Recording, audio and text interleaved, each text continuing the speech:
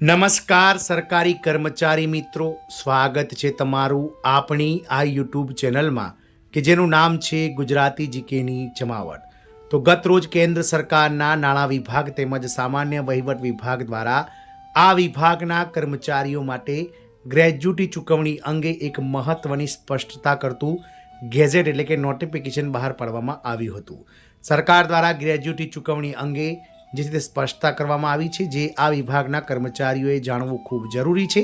તો જાણીશું આજના વિડીયોમાં આપણે કર્મચારી મિત્રો વિગતવાર કે કેન્દ્ર સરકાર દ્વારા કયા વિભાગના કર્મચારીઓ માટે ગ્રેજ્યુટી ચૂકવણી અંગે સ્પષ્ટતા કરતો માર્ગદર્શિકા એટલે કે જે નોટિફિકેશન છે તે બહાર પડાયું છે અને શું છે આ માર્ગદર્શિકાની સંપૂર્ણ વિગત તેને લઈ અને આજના વિડીયોમાં આપણે વિગતવાર ચર્ચા કરીશું। તો વિડીયોના અંત સુધી આપ બન્યા રહો।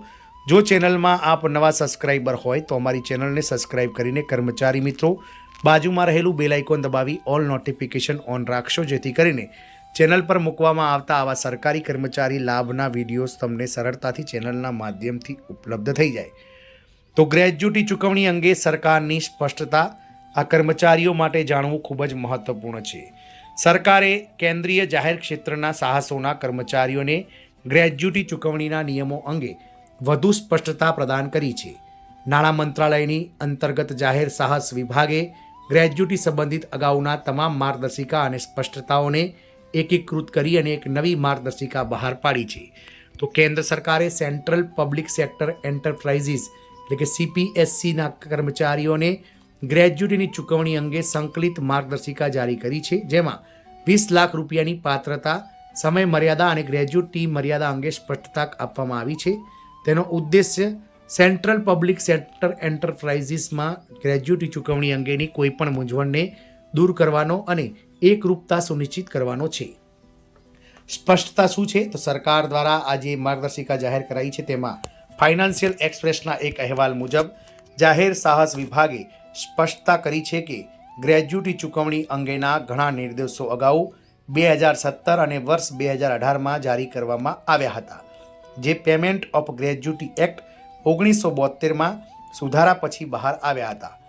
આ હવે એક દસ્તાવેજમાં એકીકૃત કરવામાં આવ્યા છે। પેમેન્ટ ઓફ ગ્રેજ્યુટી સુધારા એક્ટ 2018 એ કાયદાની કલમ 4/3માં નોંધપાત્ર ફેરફાર કર્યો છે, જ્યારે મહત્તમ ગ્રેજ્યુટી મર્યાદા અગાઉ 10 લાખ રૂપિયા નક્કી કરવામાં આવી હતી।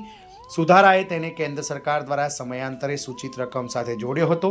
ત્યારબાદ શ્રમ અને રોજગાર મંત્રાલયે એક સૂચના જારી કરીને સ્પષ્ટતા કરી હતી કે 29 માર્ચ 2018થી મહત્તમ ગ્રેજ્યુટી મર્યાદા 20 લાખ રૂપિયા રહેશે।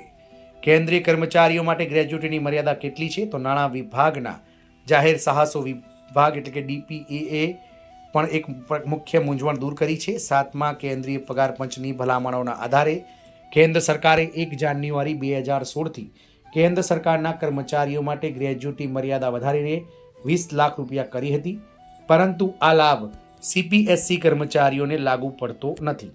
આનો અર્થ એ થયો કે CPSC કર્મચારીઓ 2016થી વધેલી મર્યાદાનો દાવો કરી શકતા નથી।